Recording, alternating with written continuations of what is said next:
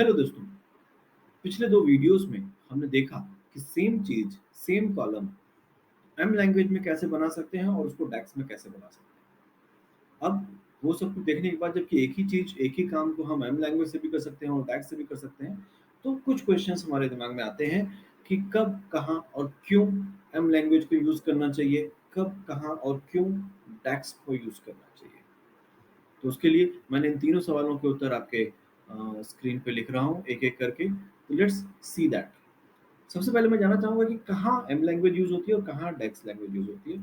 तो अभी हम लोगों को मालूम चल गया है कि पावर क्वेरी एडिटर की बैकएंड लैंग्वेज एम में यूज़ होती है और पावर बीआई डेस्कटॉप को में हमको एक डेक्स का इस्तेमाल करना पड़ता है।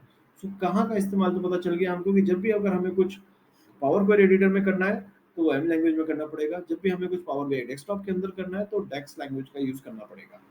तो कहाँ का आंसर तो मुझे मिल गया कि कहाँ एम लैंग्वेज यूज़ होती चाहिए और कहाँ डेक्स यूज़ होती है। क्यों? क्यों करना चाहिए सर? तो एम लैंग्वेज को यूज़ किया जा करना चाहिए हमको जहाँ पे भी हमको डेटा को ट्रांसफ़ॉर्म करना है और डेटा को कनेक्शंस बनाने हैं। कनेक्शंस इन द सेंस जब हमें एक्सेल से डेटा लोड करना है या सीएसवी से डेटा लोड करना है या ओरेकल से डेटा यूज़ करना है, वहाँ पर एम लैंग्वेज ज़रूरी हो जाती है।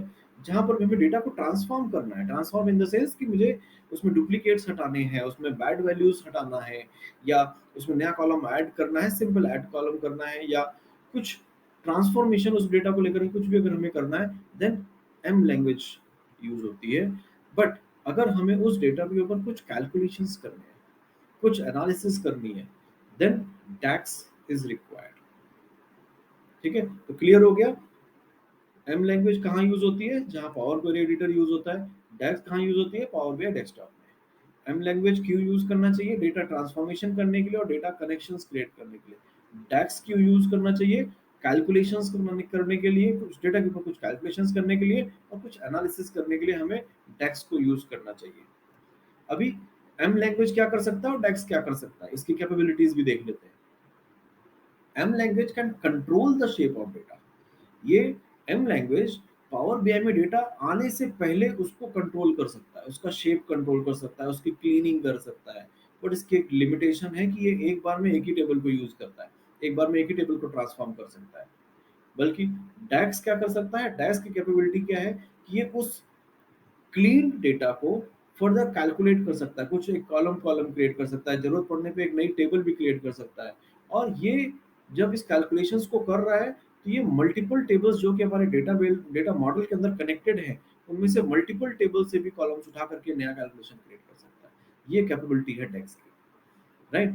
ऑल्दो एम लैंग्वेज बहुत सिंपल था, सिंपल क्योंकि हम वहां पर क्लिक और सिलेक्ट करके अपना कोड को परफॉर्म कर रहे थे। डैक्स उसके कंपैरिजन में थोड़ा सा टफ है।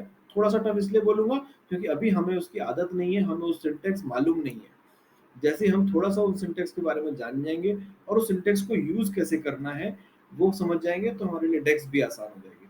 बट डेक्स इज इम्पॉर्टेंट क्योंकि डेटा एनालिसिस के लिए हमें जो भी कैलकुलेशंस करनी होती है हम बार बार पावर क्वेरी एडिटर में जा करके चेंज करके इधर नहीं आ सकते।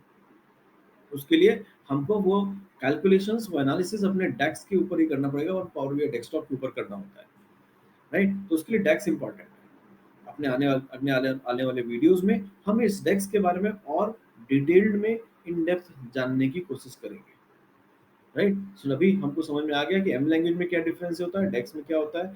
एम लैंग्वेज और डेक्स को क्यों, कहाँ और कैसे यूज करते हैं वो भी पता चल गया। अब हम लोग डेक्स के बारे में और इन डेप्थ पढ़ेंगे। डेक्स के बारे में बेसिक और एडवांस फंक्शंस के बारे में पढ़ेंगे अपने आने वाले वीडियोस में। Till then, thank you.